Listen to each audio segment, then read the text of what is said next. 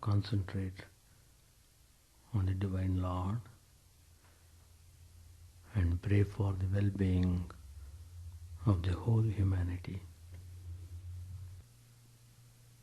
Om Stapakaya Dharmasya Sarvadharmasvarupine Stapakaya Dharmasya Sarvadharmasvarupine Avatara Varishtaya Ramakrishna Te Namah. Asato ma sadgamaya tamaso ma jyotirgamaya mrityorma mritangamaya. Om Shanti Shanti Shanti. Let us bow down to Sri Ramakrishna, the embodiment of all religions, the Supreme God incarnate. Let us pray to Him to lead us from the unreal to the real, to lead us from the darkness of ignorance to the light of knowledge, to lead us from death to immortality.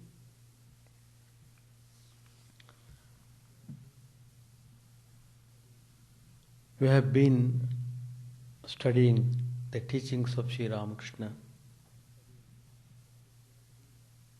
taken from the Gospel. In last two classes I have been dealing with the subject, the challenge of karma. Everything depends on the activity. How you do it, you get the result accordingly. It is true,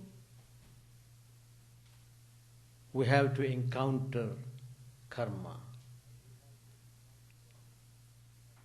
Life is full of challenges,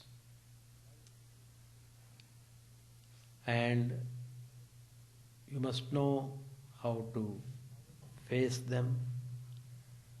That power is in you. You can remake yourself. Every individual, in a way, is making himself or herself.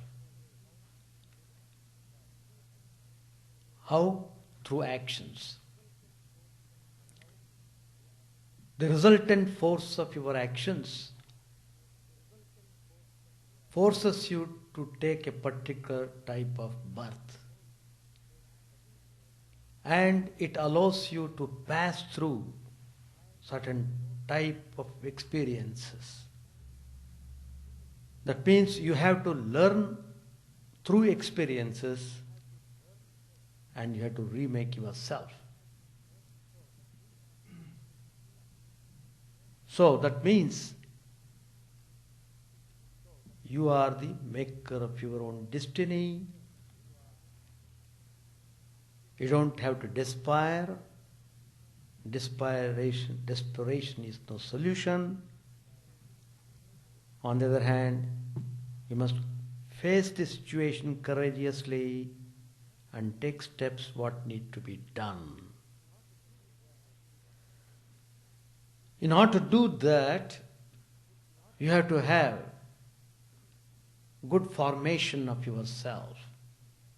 That is what is meant by character formation, which I was talking in the last class. The process of character building is a very important stage. You have to pay attention. to all these stages. Then only you can have good format. You can conduct yourself properly. The ancient rishis, particularly of India, and yogis, they probed very deep into human nature and discovered fundamental principles of character formation. So you need to know that. It is said that character is a bundle of habits, and we know that habits are formed how? By repeated actions. That's why Lord Krishna says in the Gita, follow the yoga of practice, abhyasa yoga. That itself is a yoga. If you constantly practice, you are definitely able to reach the goal. A little observation will reveal that the action which has become automatic today was not so in the beginning. There was a time when the action was difficult and required conscious effort. That's why we keep on telling the spiritual aspirants who come for guidance and instruction, we tell them, take this mantra, repeat at the fixed hours, repeat the mantra devotedly, with full attention. Pay attention to the quality of your practice. Then slowly increase the duration of your practice. If you do it wholeheartedly, if you do it repeatedly, then you find it becomes automatic. Even in sleep, you will be repeating God's name.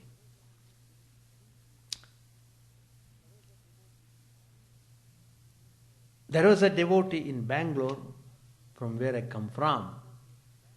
That devotee used to read Bhagavad Gita every day. And he was so much drawn towards the teachings of Lord Krishna. Every day he would chant the chapters of Bhagavad Gita devotedly. That's very important. Not in an absent-minded way. Chanting here and talking. Or chanting and diverting your attention somewhere. No. Wholly devoted. In fact, I have seen people, I have seen with my own eyes, when they go for practice, they keep a particular dress. They remove their usual dress. They wear special dress, that is, it's made up of silk. It's used only while doing practice. They wear it and sit down for practice. After the practice is over, they change the dress. As soon as you wear that dress, you are brought into a mood. I am wearing this silk robe. I am going towards God. I am practicing. I am praying. So he prepares himself. You are creating a condition, an atmosphere, a situation where you are drawn easily to think about the spiritual idea. So this particular person who was repeating Bhagavad Gita every day, he fell sick. He got high fever. For a short while he went into coma. He is not conscious of himself at all. All the people had gone to his home to see him because he was well respected by all the people. To their amazement, they are seeing that person who is not conscious of himself is automatically repeating Bhagavad Gita. Unbelievable. It may look like a story, but it's a fact. Of course, afterwards he recovered and he came back to his original health. The point I am telling is how it became automatic. Because you are doing it. That's why Lord Krishna says, do it wholeheartedly, concentratedly, lovingly. Then you will see at the time of your death, when you are about to leave this body, when you are about to lose your consciousness, you will be thinking of God. That determines your future birth. It's remarkable. So if a man repeats a certain kind of action for sufficient number of times, that action becomes easy, it becomes natural for him. After some time, he needs no conscious effort to do the action. It has become automatic. This kind of established action is called habit. That's why we are very particular in our homes how the kids are being trained in a cultured family I am talking about. The parents go and sit in the worship room, they bring the children, they ask them to sit there, they are made to bow down, they offer little prayers in their own way. And there is a natural inclination with the children. They like gods and goddesses. Immediately they go and stand and begin to love the gods. So that habit formation is given in the beginning itself. So when they grew up, it becomes easy for them. It becomes very natural for them. So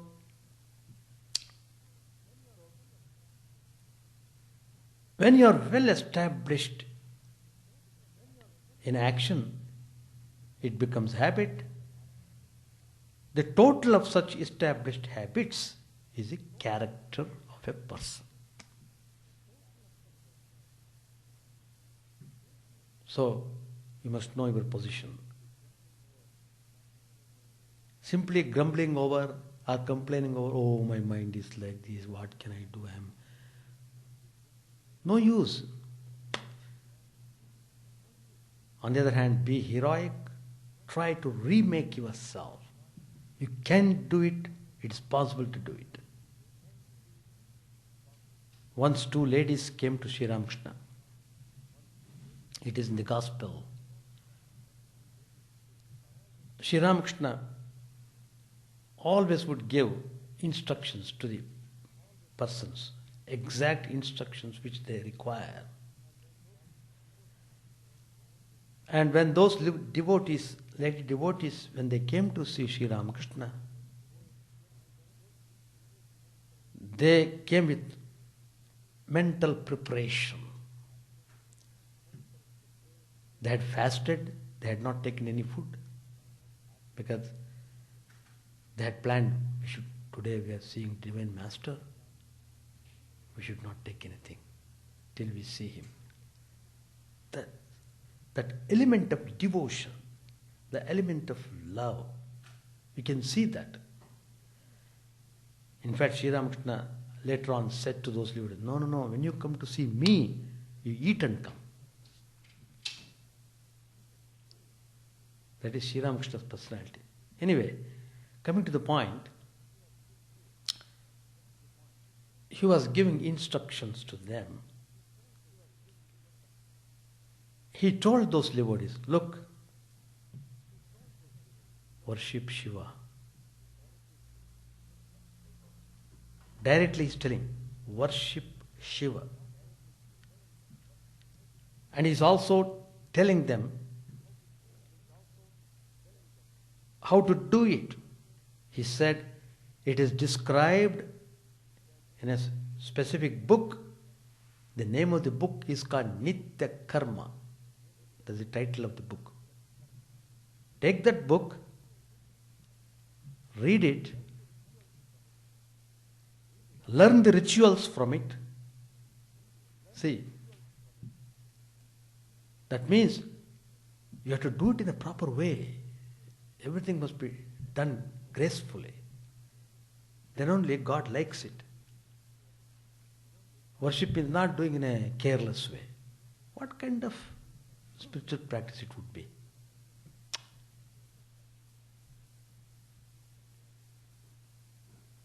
Spiritual practice depends upon your attention.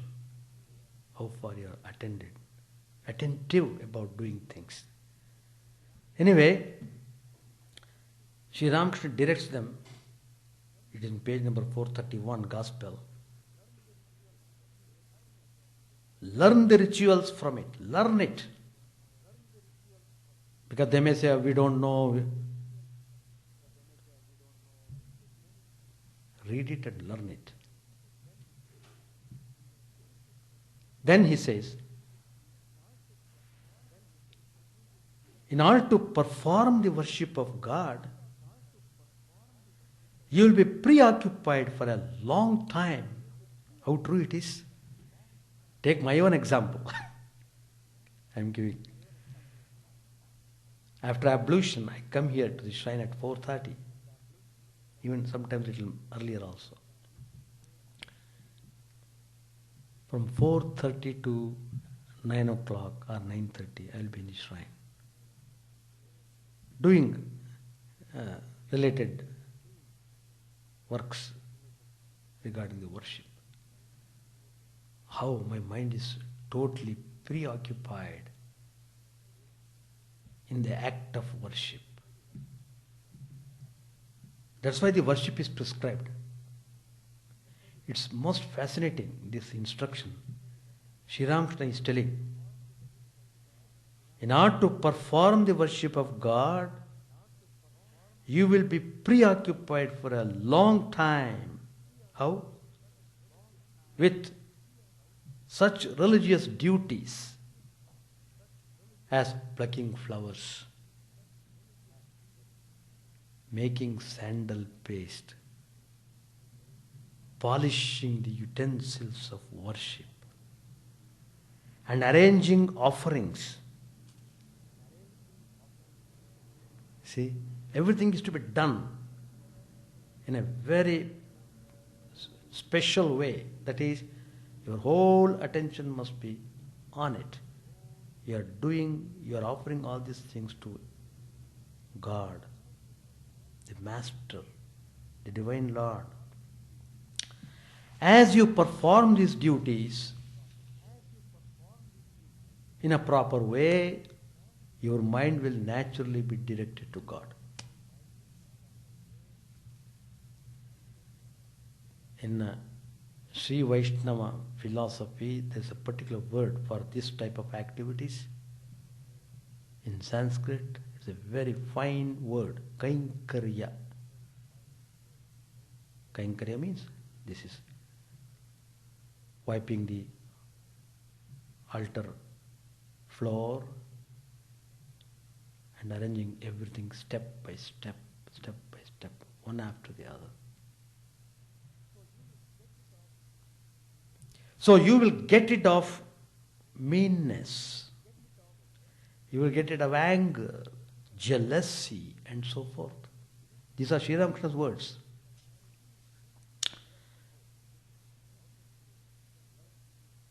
And he also says, well, there are two ladies, they have come. He is addressing them.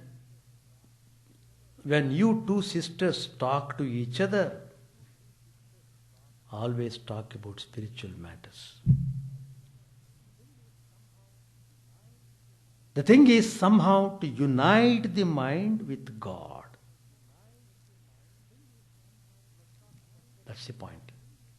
You must not forget Him, not even once.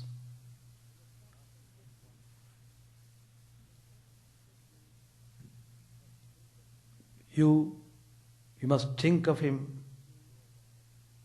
He should be like the flow of oil without any interruption. If you worship with love, again I am quoting Sri Ramakrishna's words. If you worship with love, even a brick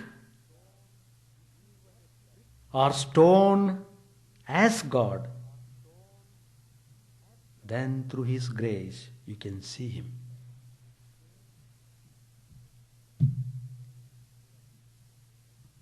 So hereafter you should not have any doubts about, idol worship. Do we get why they are worshipping stone? Why they are worshipping? You are not worshipping the stone. You are worshipping with the idea to concentrate the mind and thinking God manifests in that particular image. You are doing service to Him. Sri Ramakrishna himself has said, I am present in my photograph.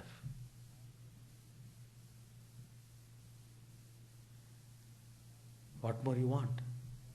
It's not necessary you should have idol made up of 5 metals, combination of 5 metals, bronze. That's true. God manifests through images. But God manifests through photos also, through photography. He himself has said, this photograph will be worshipped by many people. Sri Ramakrishna said. Well, once the mind has become mature, it always remains united with God. Meditation and contemplation become a constant habit of mind. Habit. In another place, page 543, Sri Ramakrishna says, if a man has become habituated to such ceremonies, he feels restless. Another important point to be noted in this phenomenon is that there was at first a conscious thought behind the action. A mental process was also involved in the action. This process left behind an impression in the mind. Whatever you think, it leaves the impression in the mind. Every time the action was repeated, a similar mental impression was also created in the mind. These impressions caused by our actions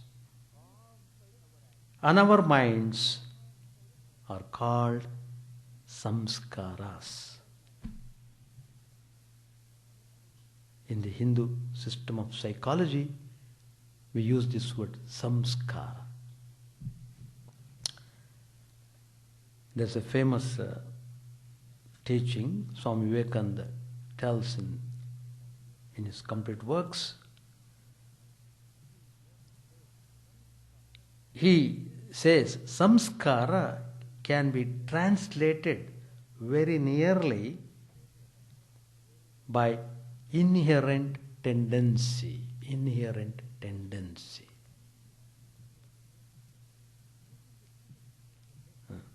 Using the simile of a lake for the mind, Swamiji says, every ripple, every wave that rises in the mind, when it subsides, does not die out entirely, but leaves a mark and future possibility of that wave coming out again. This mark with the possibility of the wave reappearing is what is called samskara. So every work that we do, every movement of the body, every thought that we think leaves such an impression on the mind stuff. And even when such impressions are not obvious on the surface, they are sufficiently strong to work beneath the surface, subconsciously. What we are every moment is determined by the sum total of these impressions on the mind. What I am just at this moment is the effect of the sum total of all the impressions of my past life. This is really what is meant by character. It is clear from this analysis of character by Swamiji that karma or action is a real force behind that builds our character. So you must know how important it is and how careless we are. So we suffer. Suffering is because of our carelessness. You must not forget that. Karma as such is a neutral power. It can make or mar its doer depending on the direction he gives to this tremendous force. So the life of everyone depends upon how that person uses this force of karma to achieve what end. Now, karma in general can be divided into two categories, good and bad. Good karma produces good result in life, and bad karma produces bad results in life. Similarly, good karmas produce good mental impressions and bad karmas produce bad mental impressions. Good impressions on their part urge us to do more and more good karma, and bad impressions urge us to do bad karma. That's how we do crimes and all such things. We know we should not do it, but we go and do it because of the force of the samskara. We are pushed, as it were, to do certain things. Thus we find karma and samskara together constitute a cyclic process which lies at the very foundation of character formation. The first steps towards building a good character is to use this tremendous force, power of karma, to produce good impressions on your mind. That's why all the spiritual masters say, engage yourself in selfless activity. Force yourself, even to the point of forcing yourself. Force yourself to do such things. You will see wonderful results later on. How true it is. But it can't be done unless we fix a lofty ideal for our life itself. That means your ideal must be very good.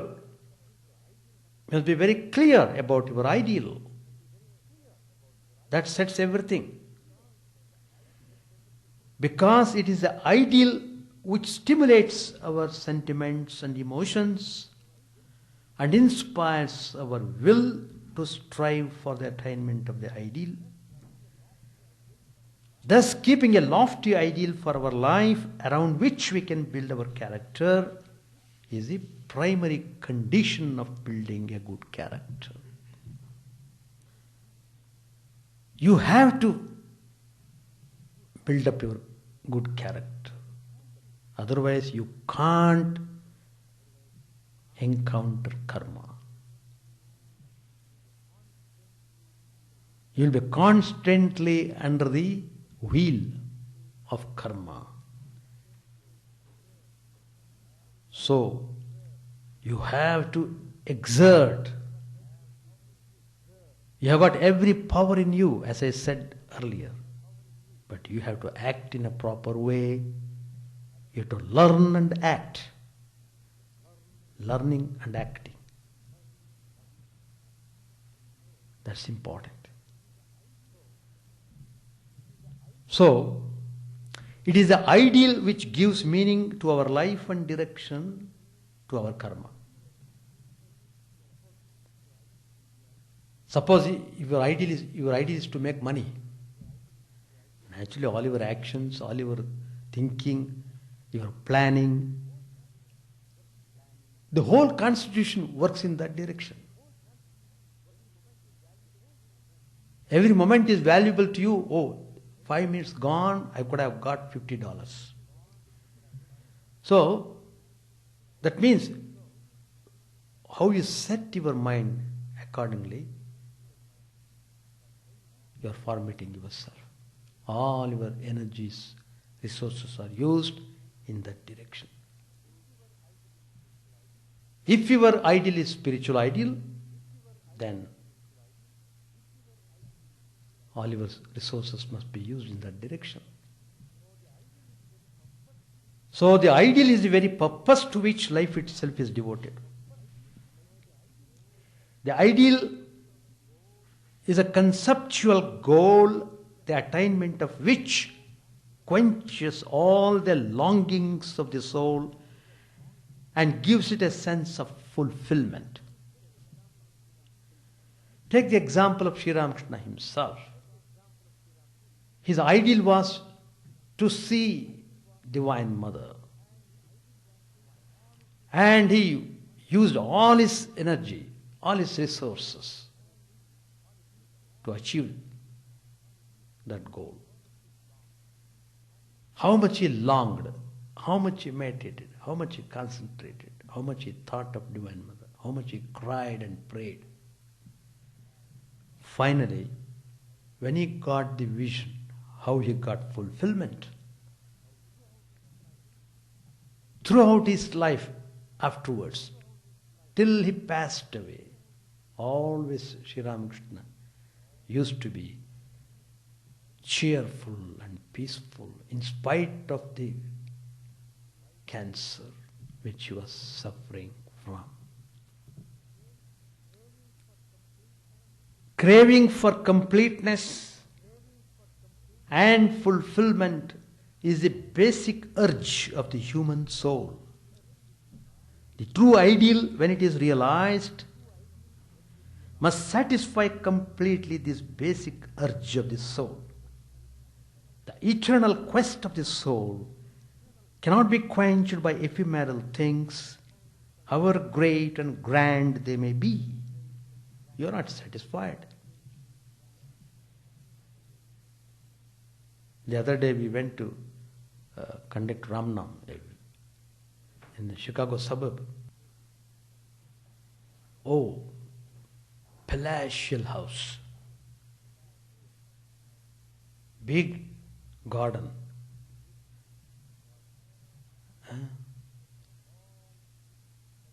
all comforts you can think of.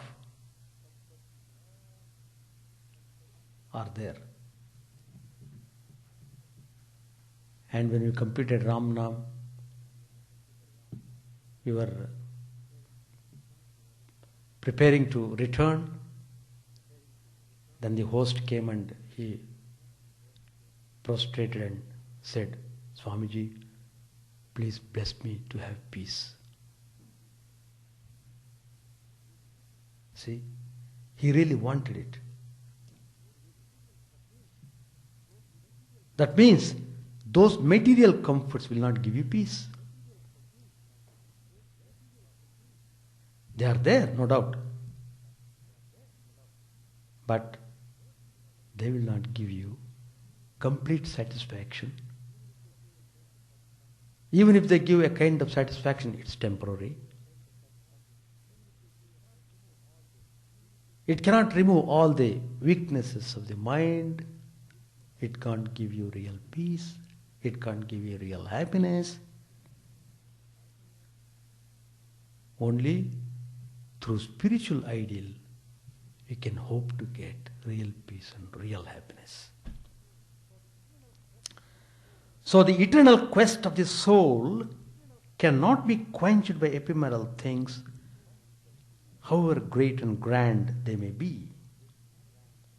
Spiritual knowledge and self-realization is the only thing which can completely satisfy this basic urge of the human soul and can give it a sense of completeness and fulfillment.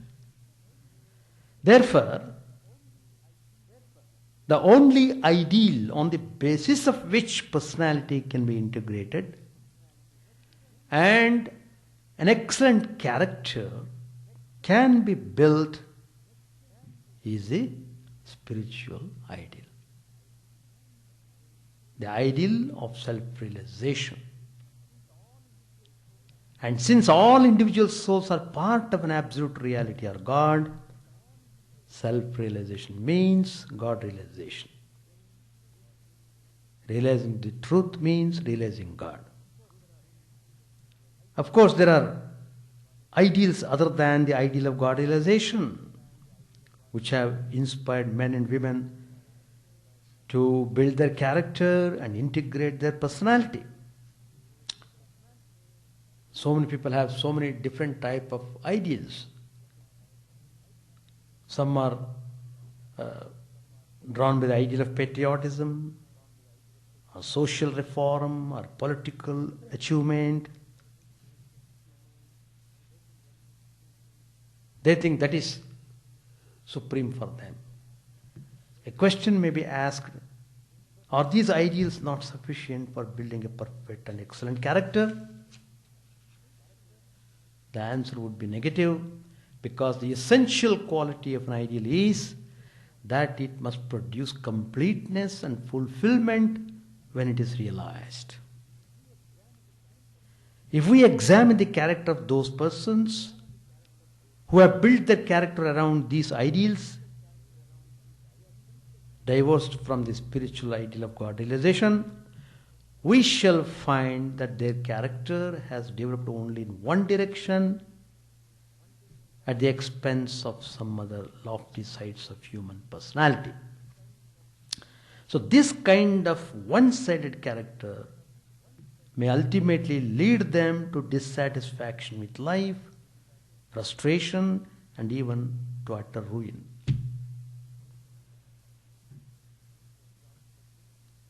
The examples are given, the lives of Hitler, Mussolini. They show how the pursuit of a lower ideal can prevent human character and cause suffering to unfold millions. Any ideal, however grand, however great it might be, if it is divorced from the spiritual ideal, it is bound to produce bigotry and narrow-mindedness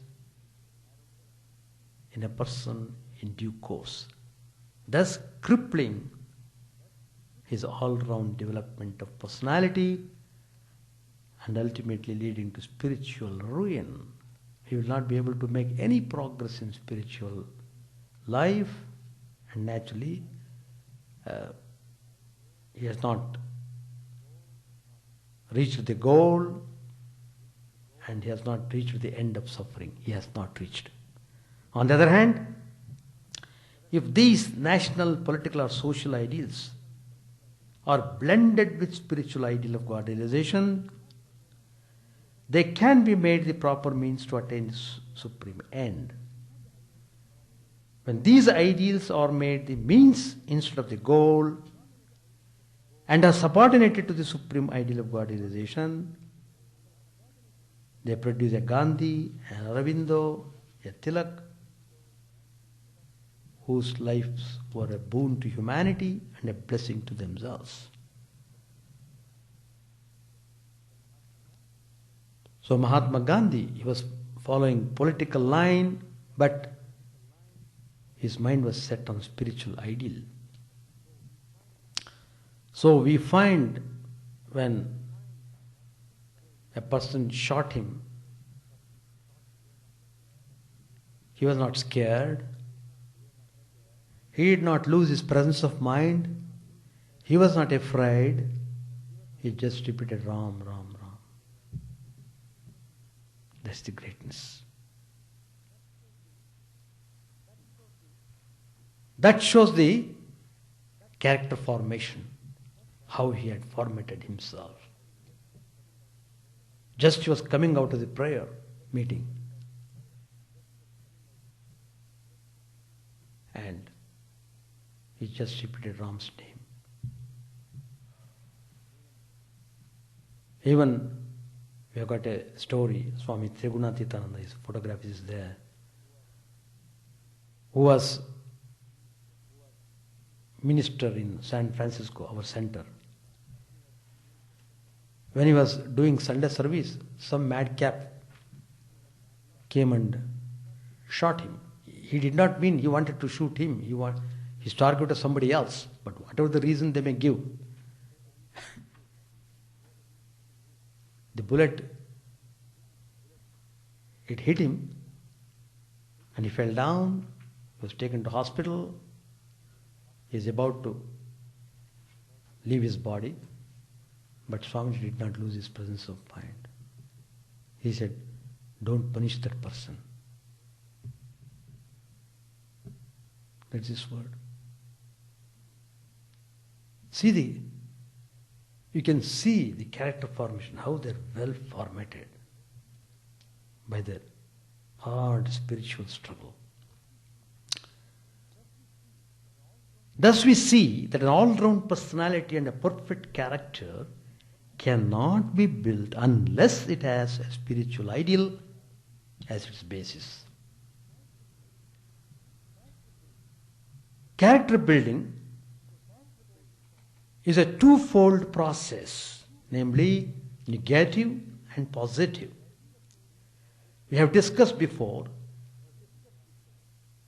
in the last class that volition plays a very important role in the process of character building. As soon as the ideal is fixed, one has to examine himself and see what emotions, what sentiments and qualities are there in his personality which are congenial to the ideal. And what are the sentiments, emotions and actions which oppose the ideal and may become obstacles in the way of realization of the ideal. At the very outset, one has to control those emotions and sentiments which may hamper his progress towards the realization of the ideal, and has to give up those actions which are detrimental to the building of good character. Here comes the need of volition or will. Only finding out good and bad qualities or sentiments and emotions in one's personality is not enough to build one's character. One has to exert his willpower and has to control those emotions and sentiments which are detrimental to the ideal, and has to cultivate and culture those sentiments and emotions which are helpful to building good character. We shall try to see how will functions and how we can use it to realize our ideal. That I will discuss it in next Tuesday class. Very good. Page 610. Therefore, a man should act in such a way that he may have bhakti for the lotus feet of God and love God as his very own. You see this world around you, it exists for you only for a couple of days. There is nothing to it. Pandit, smiling, said, Revered Sir, I feel a spirit of total renunciation when I am here. I feel like going away, giving up the world. Even spent a day or two here. Then his wife said to him, You may go anywhere you like during the daytime, but at night you must not leave home. Wife was telling him, what could poor Surendra do? Now he has no way of spending the night away from home. What will you achieve by mere reasoning? Be restless for God and learn to love Him. Reason, mere intellectual knowledge, is like a man who can go only as far as the outer court of the house.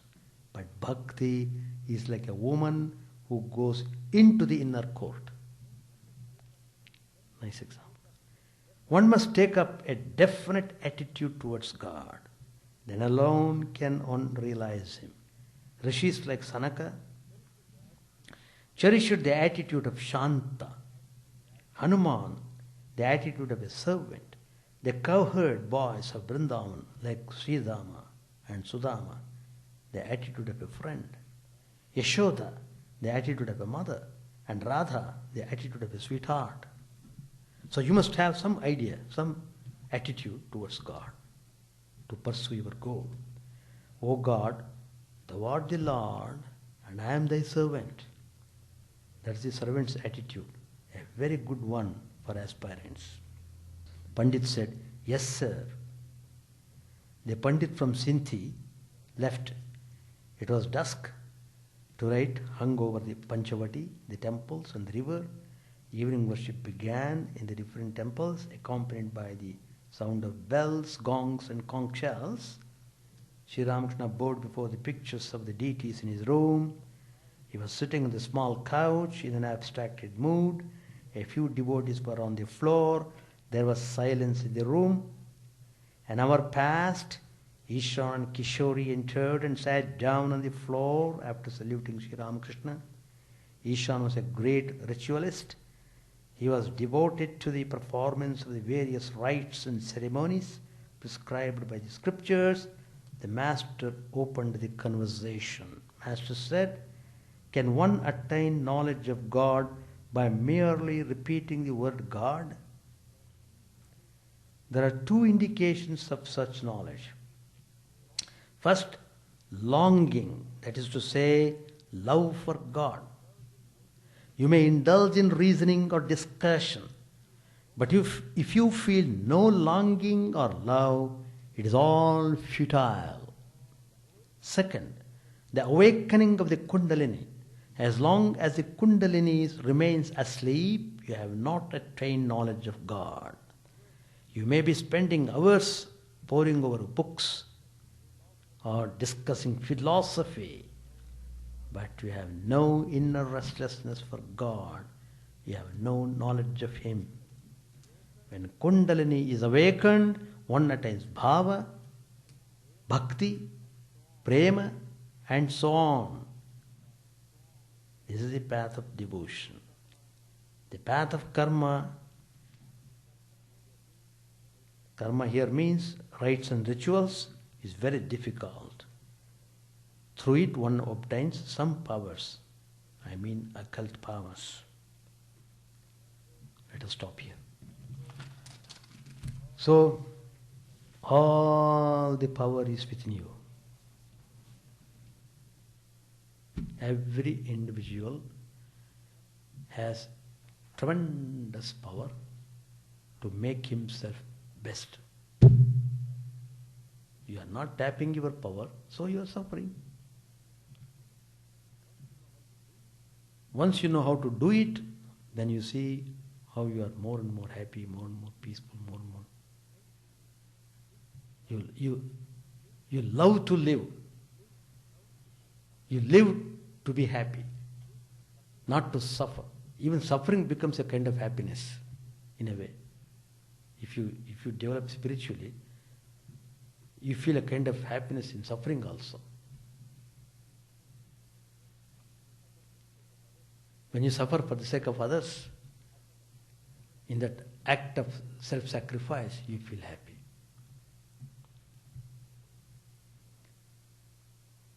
That's the beauty of spiritual ideal. Any question? You're welcome to ask any question. I have given you the important ideas so that you can think and act. How to think, how to act, that also I have explained. That means you have to think and you have to act. It comes to that point now. Not simply thinking, stopping action. Not simply doing action without thinking. Both must go together. Thinking and acting, there must be proper coordination between what you think and what you do.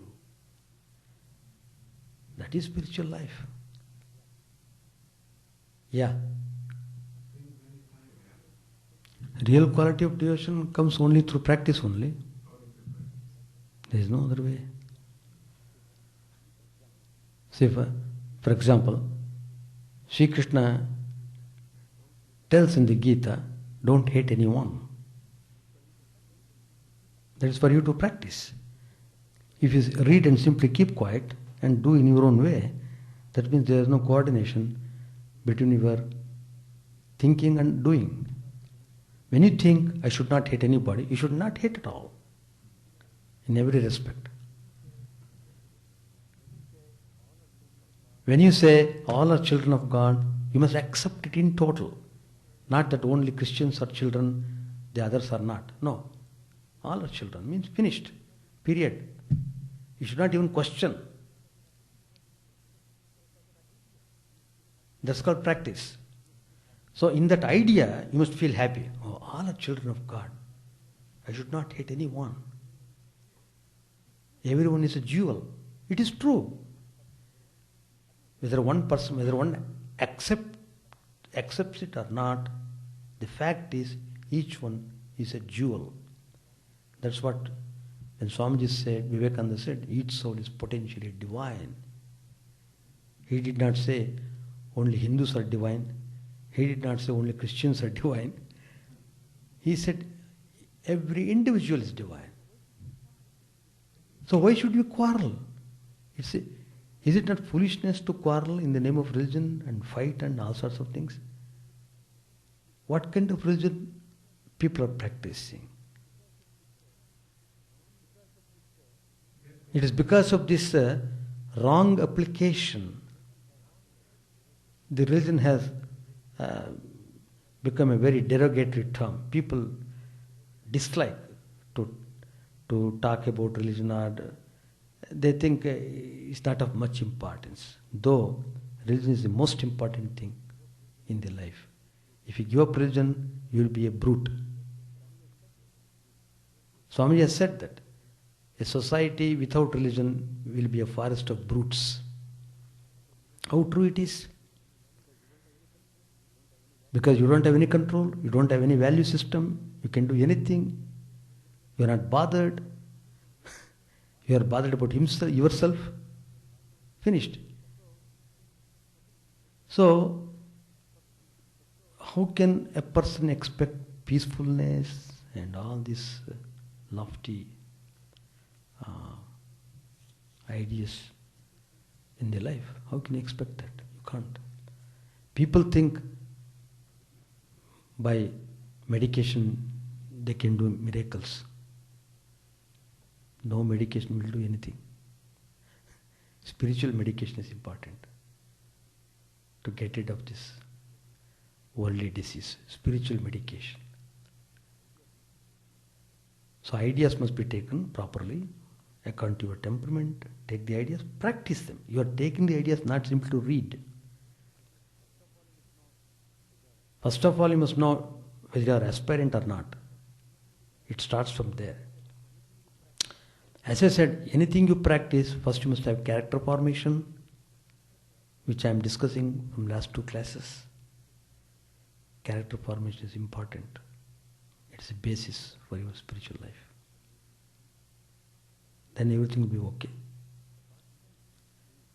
It's a constant doing, thinking and doing constantly with full consciousness. You must have tremendous faith in the spiritual ideas.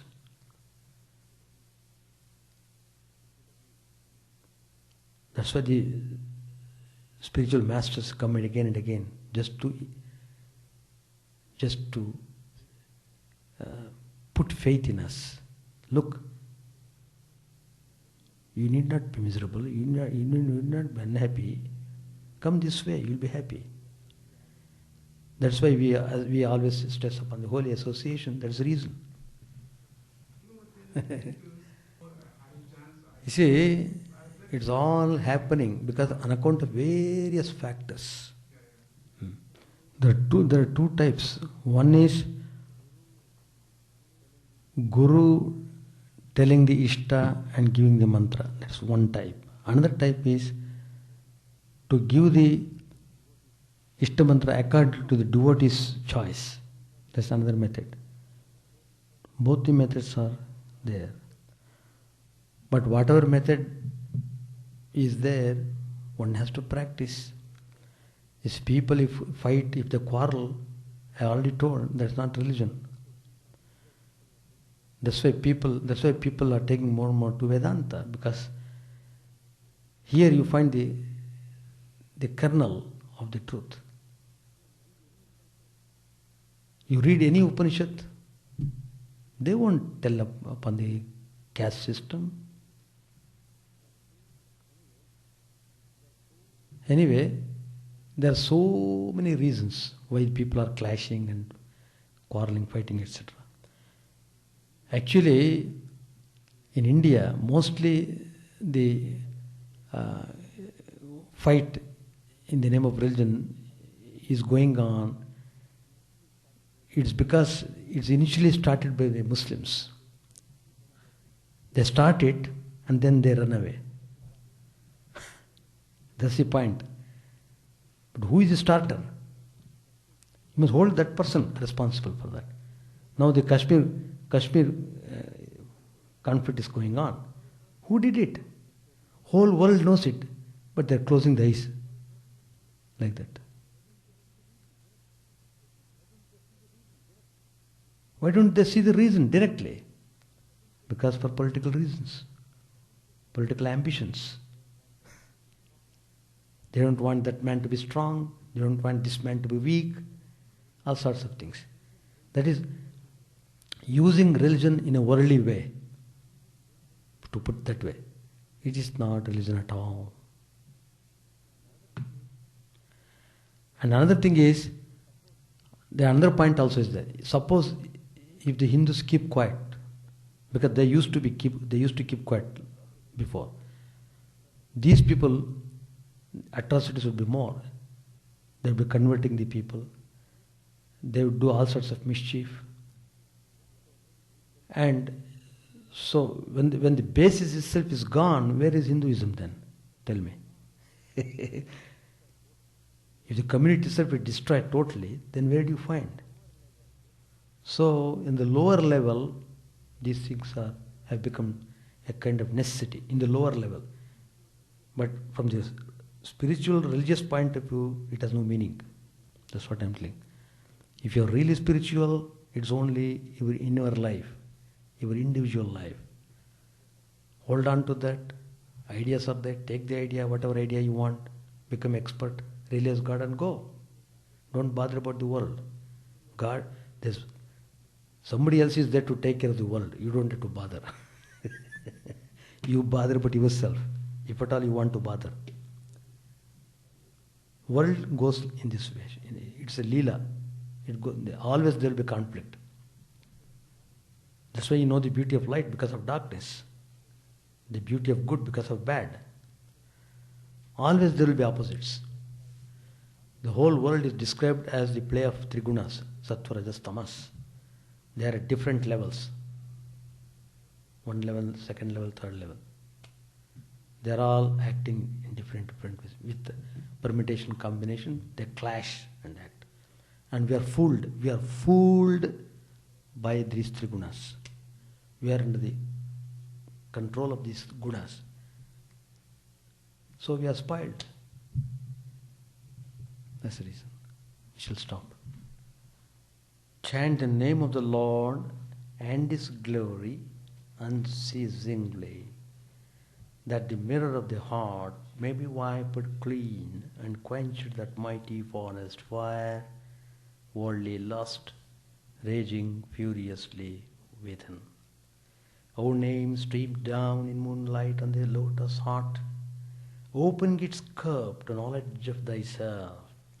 O self, drowned deep in the waves of his bliss, tasting his nectar at every step, bathing in his name, that bath for weary souls.